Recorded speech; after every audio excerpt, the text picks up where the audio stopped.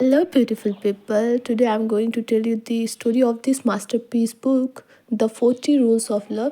इस बुक में दो स्टोरी ना एक साथ पैरेलल वे में चल रही होती है, तो मैं एक एक करके आपको दोनों स्टोरी बताऊंगी। So there is a woman whose name is Ella Rubinstein, और वो 40 ईयर की एक औरत है। वो अपने 3 बच्चों के साथ अमेरिका में रहती है।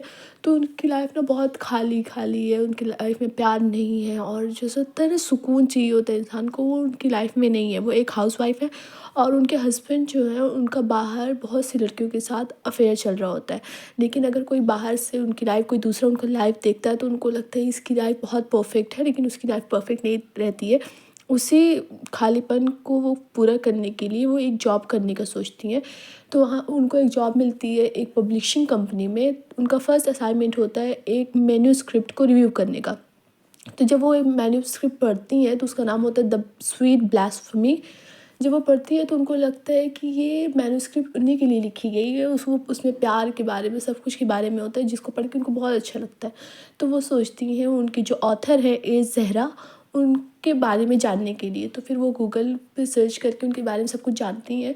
फिर वो डिसाइड करती हैं ए ज़हरा के पास ईमेल करके उनको बताने का कि उनकी जो स्टोरी है उसको ये रिव्यू कर रही हैं। तो जब वो ईमेल करती है तो उनका रिप्लाई भी आता है ज़हरा का।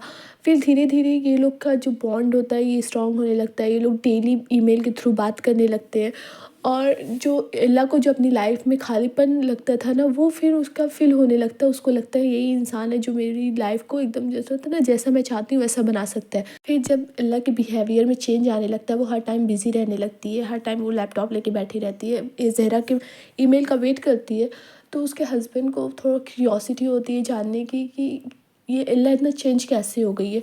तो फिर एक दिन वो इसके लैपटॉप में ईमेल पढ़ लेता है ए ज़हरा की और एला की।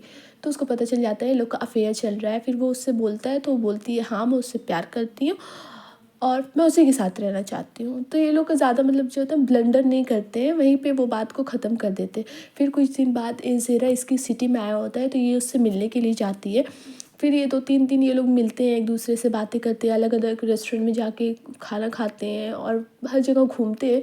फिर जब लास्ट दिन होता है ए ज़हरा का, वो जाने लगते हैं, तो एला उनसे बोलती है कि वो भी उनके साथ जाना चाहती है। तो ये ज़रा उनको बताते हैं उनको कैंसर है और उनके पास सिर्फ 16 मंथ है। तो ये सुन के एला बोलती है ठीक है, जितना भी टाइम तुम्हारे पास है मैं अपनी लाइफ का उतना टाइम तुम्हारे साथ स्पेंड करना चाहती हूँ।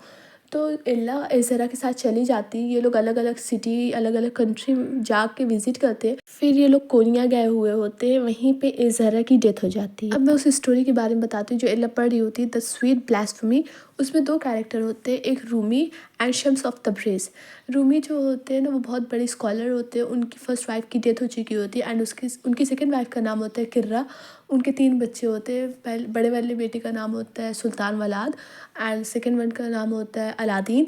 जो थर्ड वाली बेटी होती है ना, उनको ये अडॉप्ट किए होते हैं, उसका नाम होता है किमिया। तो रूमी बहुत बड़े स्कॉलर होते हैं, उनके हर कोई बहुत इज्जत करता है, और उनका सरमन अटेंड करने के लिए लोग बहुत दूर दूर से आते हैं।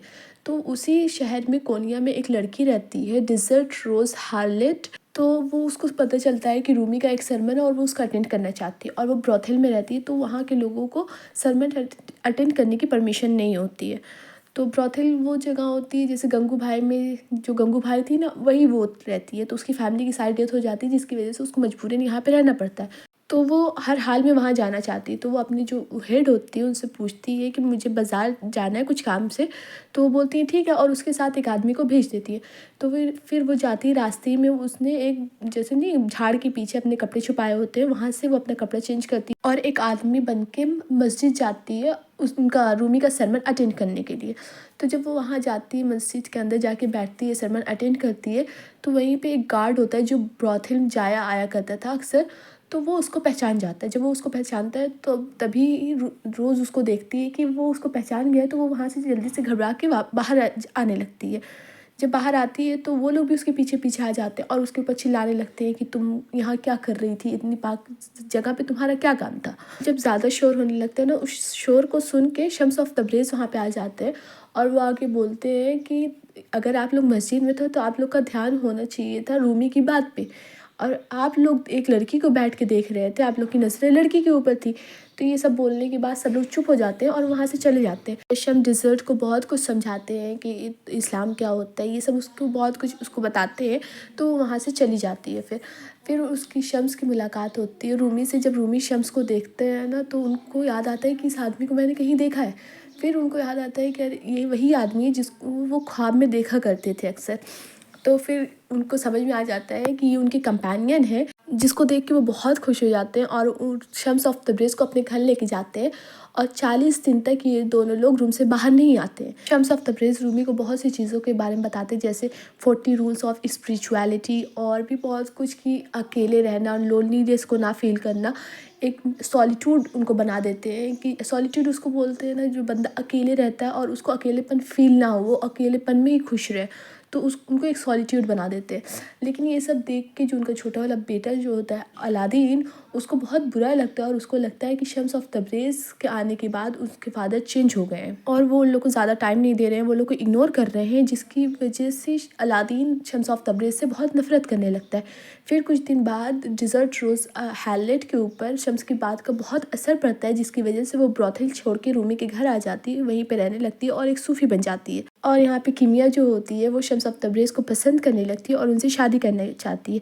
तो जब ये रूमी को पता चलता है तो उनको बहुत खुशी होती है कि शम्स ऑफ तब्रेज़ हमेशा अब उनके साथ रहेंगे, और शम्स ऑफ तब्रेज़ भी खुश होते हैं कि वो रूमी के साथ रहेंगे। और किमिया ये सोच के खुश होती है कि शम्स ऑफ तब्रेज़ से उनकी शादी हो जाएगी। तो ये लोग की शादी हो जाती है, लेकिन शादी के बाद भी शम्स ऑफ तब्रेज़ किमिया को कभी एज अ वाइफ़ नहीं देखते, वो हमेशा उसको एज अ फ्रेंड ही ट्रीट करते हैं। ये लोग के बीच कभी हस्बैंड वाइफ वाला कोई बॉन्ड क्रिएट नहीं हुआ। फिर शादी के कुछ दिन बाद ही किमिया की डेथ हो जाती है। फिर ऐसे कुछ दिन गुजर जाते हैं। कोनिया के आधे से ज़्यादा लोग शम्स ऑफ तब्रेज़ से बहुत नफरत करते हैं। वो लोग को लगता है कि वो उनकी स्कॉलर को बिगाड़ रहे हैं और उनको गलत रास्ते पे लेके चला गया है। तो जिसकी वजह से कुछ लोग डिसाइड करते हैं शम्स ऑफ तब्रेज़ का मर्डर करने का। तो ये लोग रात में आते हैं रूमी के घर पे और शम्स ऑफ तब्रेज़ का मर्डर कर देते हैं, जिनमें रूमी का छोटा वाला बेटा भी शामिल होता है। तो शम्स ऑफ तब्रेज़ की डेथ के बाद रूमी बहुत ज़्यादा चेंज होते जाते हैं। वो किसी को ज़्यादा टाइम नहीं देते, हमेशा अकेले रहने लगते हैं। और शम्स ऑफ तब्रेज़ के जाने के बाद ही रूमी पोइट्री कहने लगते हैं। जैसे होता है ना, महबूब की जुदाई इंसान को पागल कर देती है, ऐसे ही शम्स ऑफ तब्रेज़ की जुदाई रूमी को शायर बना देती है। वो शायरी करने लगते हैं। इसीलिए जो भी रूमी की शायरी पढ़ा होगा ना, उसको पता होगा कि रूमी की शायरी बहुत डीप होती है, जिसको हर कोई नहीं समझ सकता है। और यहाँ पे स्टोरी ख़त्म हो जाती है। तो रूमी और इल्ला की लाइफ में जो चेंजेस आते हैं वो होता है कि लव कैन चेंज एवरीथिंग, इंसान को बदल के रख देता है। और शम्स एक और चीज़ वहाँ पे सिखा के गए होते हैं लोगों को, सिर्फ रूमी को ही नहीं, कोनिया के बहुत से लोगों को ये भी सिखा के गए होते हैं कि दूसरे के अंदर कमियाँ निकालने से बेहतर है तुम अपने अंदर झाँक के देखो। ये ज़रूरी नहीं होता है कि हम एक सही रास्ते पे चल रहे हैं, हम नमाज़ पढ़ रहे हैं, हम कुरान पढ़ रहे हैं, तो इसका मतलब ये नहीं होता है कि हम जन्नती हैं, हम सही हैं। नहीं, क्या पता जो दूसरा बंदा है नमाज रोज़ा नहीं कर रहा है, उसकी भी कोई चीज़ ऐसी हो जो हमारे अल्लाह को पसंद आ जाए। तो ये चीज़ शम्स हर किसी को सिखा के गए होते हैं। और 40 रूल्स ऑफ लव ये जो बुक है उसमें बहुत से ऐसे रूल्स हैं। ये वो रूल्स ऐसे नहीं है जो प्यार के बारे में हो, वो बहुत से अलग अलग तरीके के रूल्स हैं, जैसे स्पिरिचुअलिटी, फेथ, लव, बहुत सी चीज़ों के बारे में वो रूल्स हैं। इस बुक की एक लास्ट लाइन है जो कि बहुत अच्छी, मैं आप लोगों को पढ़ के बताती हूँ। Love is the water of life and a lover is a soul of fire. The universe turn differently even fire loves water. तो यहाँ पे स्टोरी ख़त्म हो गई है। और इस बुक में मुझे सबसे अच्छा रूमी और शम्स का कैरेक्टर लगा, बाकी तो सब ओके है। So people, meet you next video, bye bye.